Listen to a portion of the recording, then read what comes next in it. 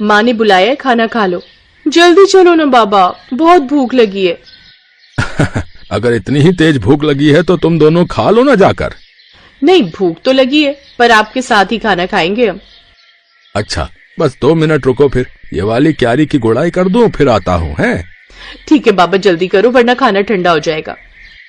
काव्या की बात सुनकर हरिया मुस्कुरा दिया और अपना काम खत्म करने में लग गया। ये कहानी हरिया की इन्हीं 2 बेटियों की है जिनके नाम थे काव्या और कीर्ति। दोनों बहनें अपने बाबा हरिया और माँ गीता के साथ गांव में रहती थी, जहां उनके घर के ठीक सामने उनका बड़ा सा खेत था और खेत के बगल में एक बड़ा सा तालाब भी था। फिर उस दिन घर जाते हुए, बाबा ये खेत तो हमारे काम का है, लेकिन ये तालाब हमारे किसी काम का नहीं है, आप इसे बेच क्यों नहीं देते? हाँ, और इसे बेचकर जो पैसे मिलेंगे उससे हम बढ़िया बढ़िया चीजें खरीदेंगे। ऐसा कभी मत करना मेरी बच्चियों, ये तालाब तुम्हारे दादाजी की आखिरी निशानी है। पता है, कई साल लगाकर उन्होंने बड़ी मेहनत से इसे खोदा था। क्या सच में अकेले ही उन्होंने इतना बड़ा तालाब खोद दिया? बातें करते हुए हरिया और उसकी दोनों बेटियां अब घर आ चुके थे। हरिया की पत्नी गीता ने उन सबके लिए खाना लगा दिया और सभी एक साथ खाना खाने बैठ गए। फिर खाना खाते हुए, बाबा आगे बताओ ना फिर क्या हुआ? अच्छा, तो तुम दोनों पूरी कहानी सुनना चाहती हो? हाँ बाबा, बताओ ना।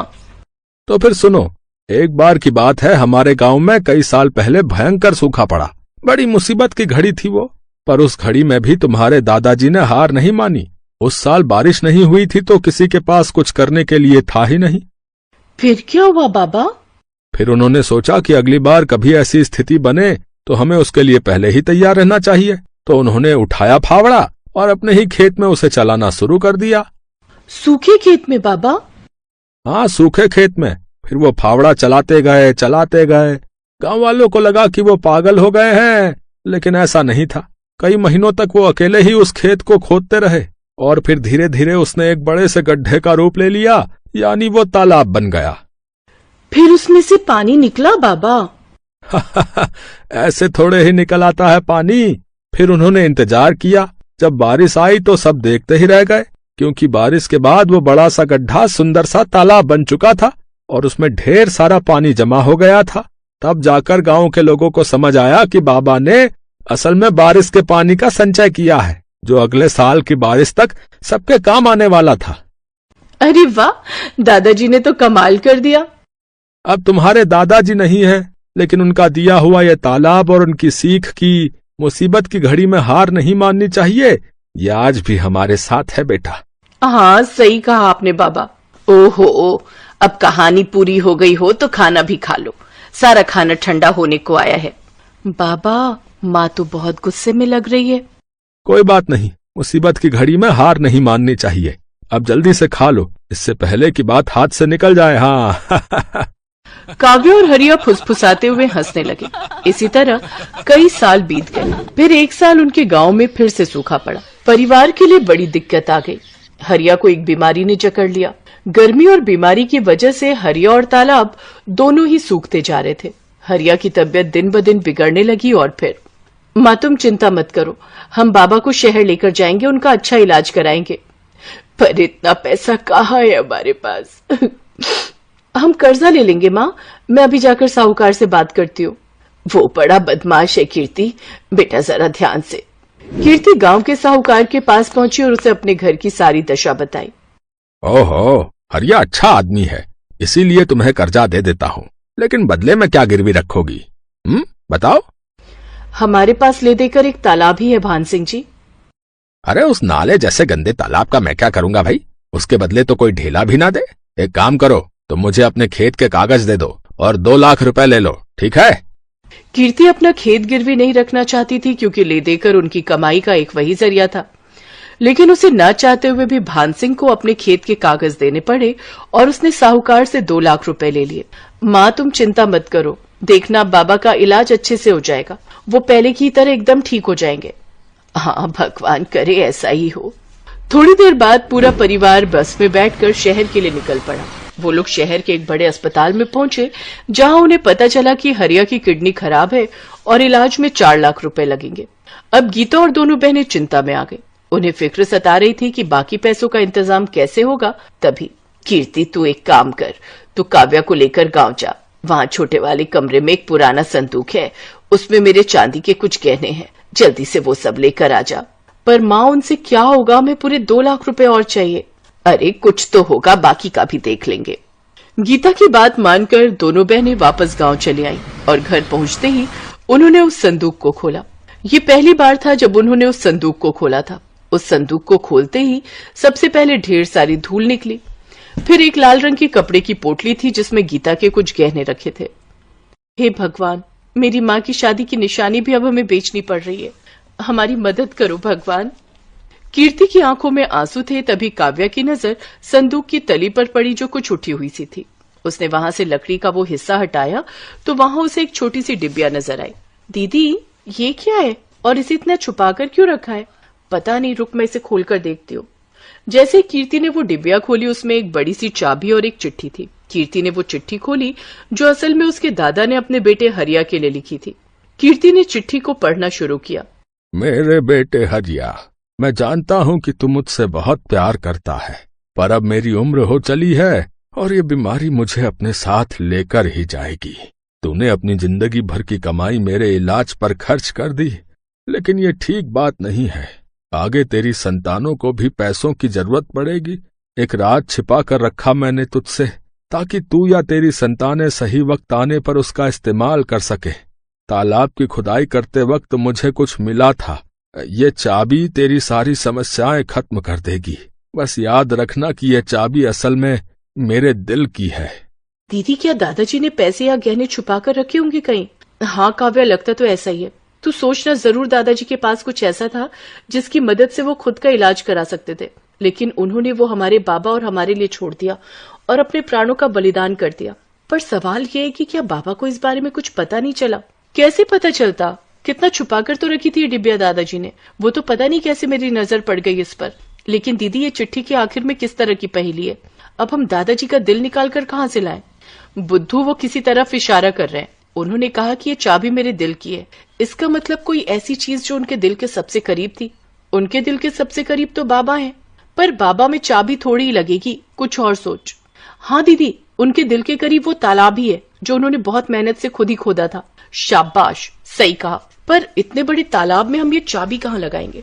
किस जगह? सोच कीर्ति, सोच। दीदी चाबी तो किसी ताले में ही लगेगी और ताला जरूर किसी चीज की तो सुरक्षा कर रहा होगा। हाँ, जैसे कोई पुराना संदूक, लेकिन वो संदूक पूरे तालाब में कहाँ है ये कैसे पता चलेगा? और पूरा तालाब खोदने में तो बहुत वक्त लग जाएगा।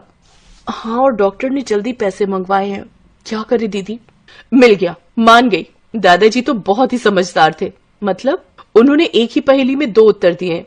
उनके दिल की चाबी मतलब तालाब, और दिल कहाँ होता है? शरीर के बीचों बीच। तो हम तालाब के बीचों बीच खुदाई करेंगे, वो भी रात को। वाह दीदी, क्या दिमाग पाया आपने। वैसे दीदी एक बात तो माननी पड़ेगी, दादाजी बहुत समझदार थे, लेकिन शायद वो जानते थे कि उनकी आने वाली पीढ़ियां भी बहुत समझदार होंगी, तभी तो उन्होंने इतनी मुश्किल पहेली रखी थी।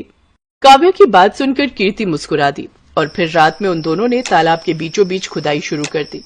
और थोड़ी सी खुदाई के बाद उन्हें वहां से वाकई एक संदूक मिला। और फिर जब उसे खोला गया तो उसमें ढेर सारे सोने के सिक्के थे।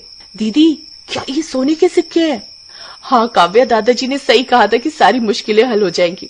दादाजी भले ही चले गए, लेकिन वो जाते जाते हमारी सबसे बड़ी मुश्किल हल कर गए। अगले दिन कीर्ति ने उनमें से कुछ सिक्कों को सुनार को बेच दिया और उसके बदले में ढेर सारे रुपए ले लिए। उसने हरिया का पूरा इलाज कराया और साहूकार का भी कर्जा उतार दिया। फिर एक दिन घर में, बेटा तुमने बताया नहीं कि तुम्हारे पास इतना पैसा आया कहाँ से? कीर्ति ने हरिया को उसके पिताजी की चिट्ठी पकड़ा दी और काव्या ने उसे सारी कहानी बताई। बेटा, बाकी बचे हुए सिक्कों का हम क्या करेंगे? माँ, उन्हें बेचकर हम इस तालाब को और बड़ा और सुंदर बनाएंगे, जिसमें प्यारी प्यारी मछलियां होंगी, और बगल में बगीचा बनाकर लोगों के बैठने का इंतजाम करेंगे। साथ ही साफ पानी के लिए प्याऊ भी लगाएंगे, ताकि हर बार जब भी कोई यहाँ आए तालाब के किनारे बैठकर ठंडा और मीठा पानी पिए और दादाजी के दिल को सुकून मिले।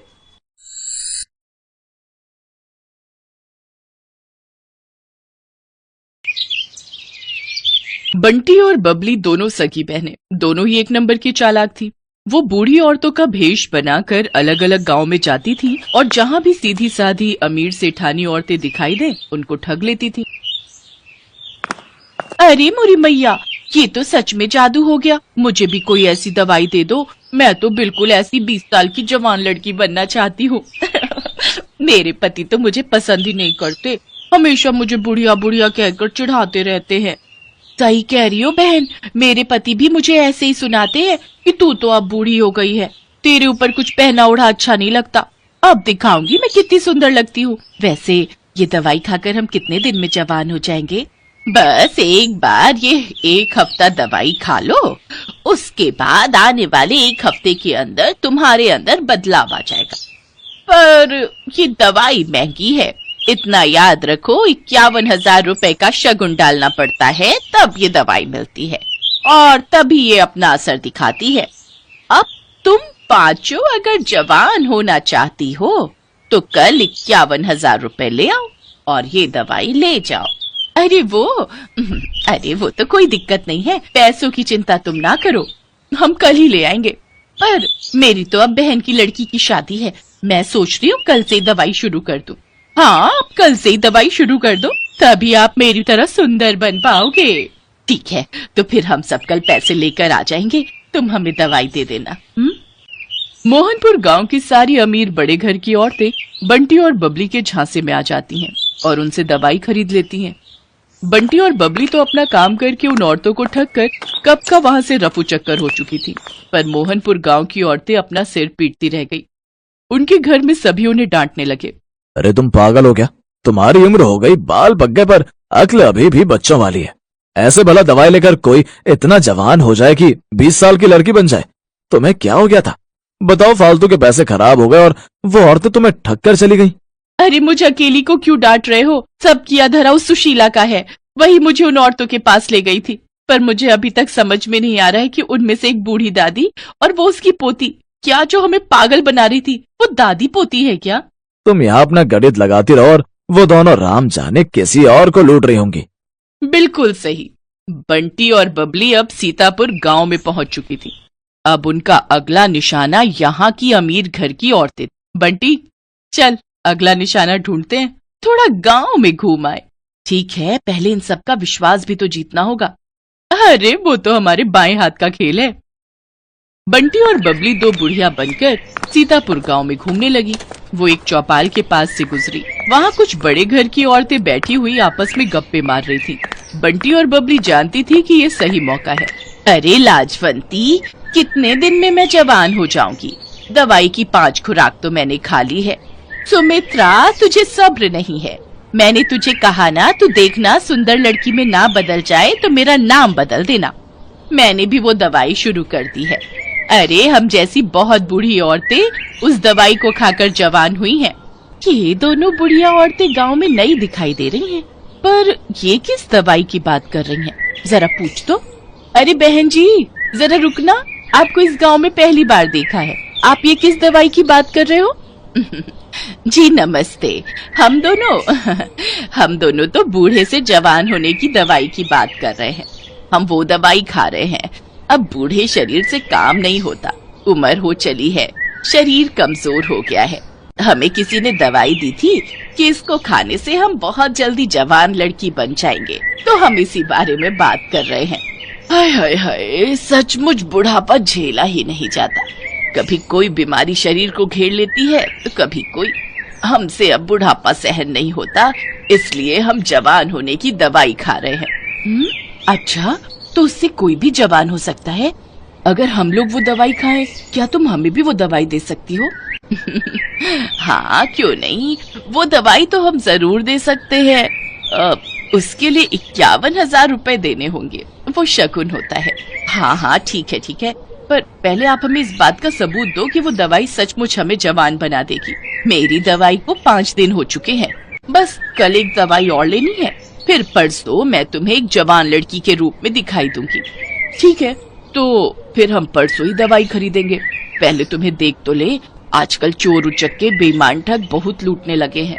अरे तो ठीक है, आप जब परसों सुमित्रा को लड़की के रूप में देखोगे तभी आपको विश्वास होगा।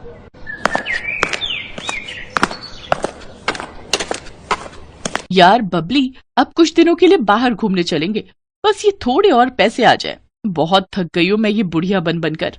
ठीक है, बस ये काम हो जाए, फिर इस बार हम लंबी छुट्टियों पर चलेंगे।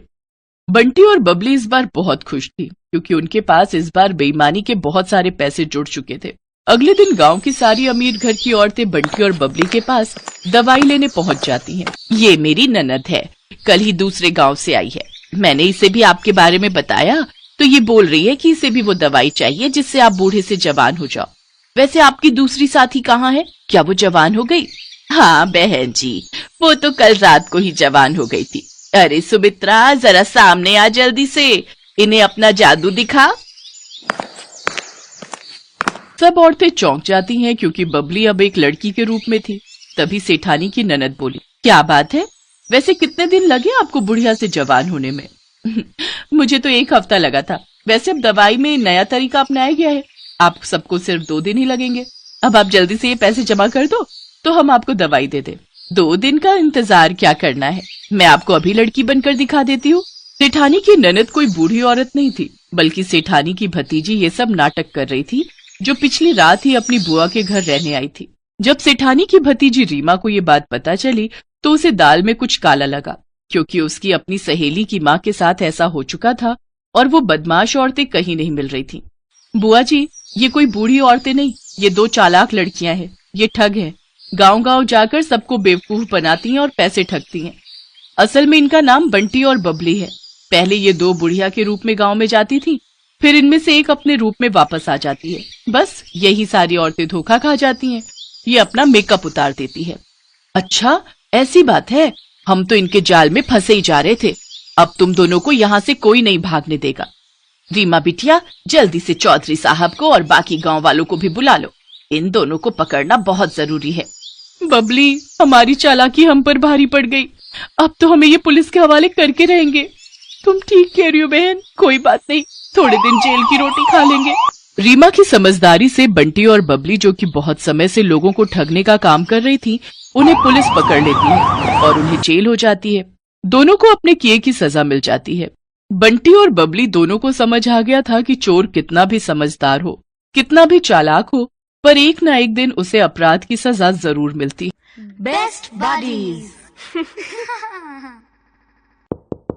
Hello friends, thanks for watching this video. अगर आपको ये वीडियो पसंद आया है तो प्लीज लाइक, सब्सक्राइब, कमेंट्स करें इस वीडियो पर, और हाँ, शेयर करना भी ना भूलें। और भी मजेदार वीडियो देखने के लिए नीचे दिए गए बेल आइकॉन को दबाएं। देखते रहिए बेस्ट बडीज।